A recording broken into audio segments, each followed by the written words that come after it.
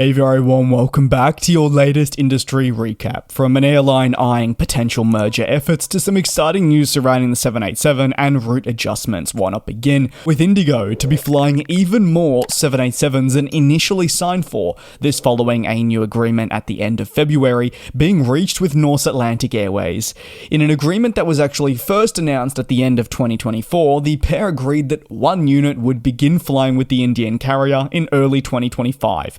However, the airline's words in that same very release were very, very important to note. They stated that there would be additional lease placement negotiations, which could see IndiGo's commitment to the series increase alongside the possible duration for which they would fly the 787-2. The newest deal will see IndiGo receive 3 more Dreamliners from North Atlantic Airways, bringing the total fleet to 4 units once all 4 are actually delivered. These newest 787 aircraft are expected to arrive in India sometime during the second half of 2025 and will complement the already in-service units by them. IndiGo's drive to acquire these wide-body aircraft in the short term follows the company's efforts to expand its market share and overall offering in its home country. Moreover, as Air India sees substantial investment and rebuilding efforts commence, well, they also see acquiring more 787s as something crucial so they don't become complacent. Because of this, IndiGo, which already has wide-body aircraft on order, has looked towards the struggling North Atlantic Airways, which has really found it challenging to continue with profits, and they've been trying to find a mutually beneficial agreement that will see their 787s have some kind of usage on a year-round basis. IndiGo said it was delighted with the agreement, and to extend an existing partnership with Norse to develop its own business. They say the new aircraft will focus the brand on the European market, and with calculated strategic inroads to strengthen their ops in this region. Very exciting to say the least, and all these relevant changes are part of a broader intent by the airline to be considered not just a short-haul airline, but a genuine global player with firm roots in India by 2030. Why is this 787 acquisition really so important but a sign for the future?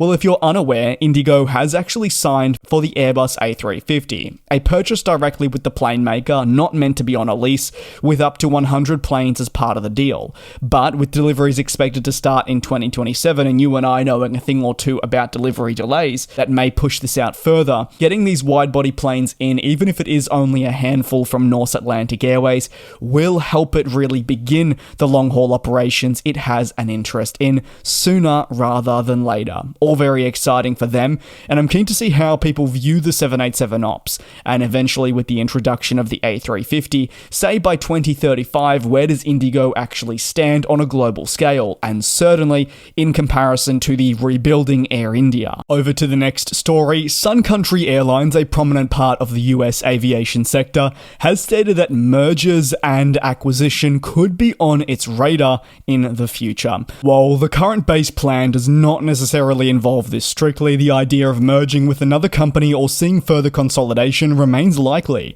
Consolidation industry-wide has become a more prominent talking point, with airlines seeking to collaborate to strengthen themselves in an ever-evolving industry where competition remains very much high. And while 2 airlines may come together because they believe they can grow better for the future, 2 other airlines may come together because they firmly believe that their futures can't be solidified unless they see some type of consolidation effort occur. Speaking at a recent conference, the airline's chief financial officer discussed the prospects of the collaboration and was very much in favor of mergers and acquisition efforts if deemed suitable. Sun Country believes, however, that it can continue working on its own and sticking to the plans it had outlined some time ago. However, there was always the possibility for collaborative efforts if deemed suitable. If there were to be any consolidation, it would likely emerge in the ultra-low-cost market, where Sun Country recognizes that companies need to come together for their greater good, feeling that survival would not be possible if consolidation doesn't occur in, say, 5 years' time. The Sun Country business has certainly also worked its way to becoming one of the more unique companies in the United States, and this is something that executives to this day do actually remain very much prideful on. The diversity of the business has been huge, and the airline focuses not just on passenger services, but also on its established freighter network, which is standout for the business. While mergers are possible, Sun Country knows that the uniqueness it has built into its model actually does make prospective mergers a little bit more challenging to see unfold. And this is why it's not currently part of its internal plan, but something it's going to continue to remain wary of. See, if something was to emerge that it personally felt would be beneficial for itself, well, then it may look to do so. I'd be very keen to hear your take down below in the comments on that front. As for the final story, well, IndiGo has announced it will begin flying the Boeing 787 on international service sooner than expected. Following the signing of the lease agreement with North Atlantic Airways I covered at the beginning of this video, the carrier began deploying the 787 to Bangkok, and this was from March 1. Technically, I wrote this piece before March 1, however, I have been away, so I'm just trying to catch up on some news.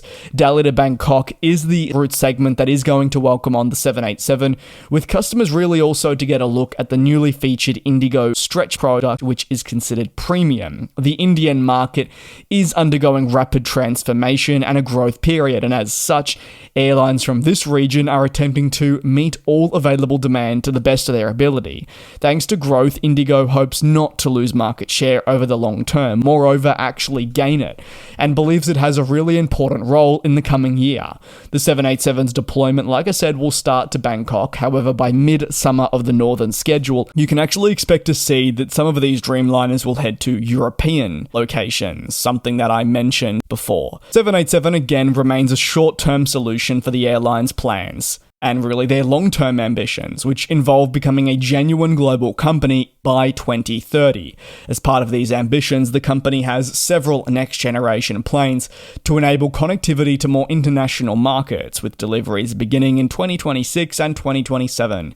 IndiGo expects to take on the A321XLR from 2026 to aid some of its more medium-haul routes, with room for also longer-ranged services, but the flagship upcoming A350 is really where the excitement lies, and again, I'd be keen to hear your take on what the future looks like for IndiGo. Thanks for watching, take care, be safe, and I'll see you tomorrow for your next industry recap.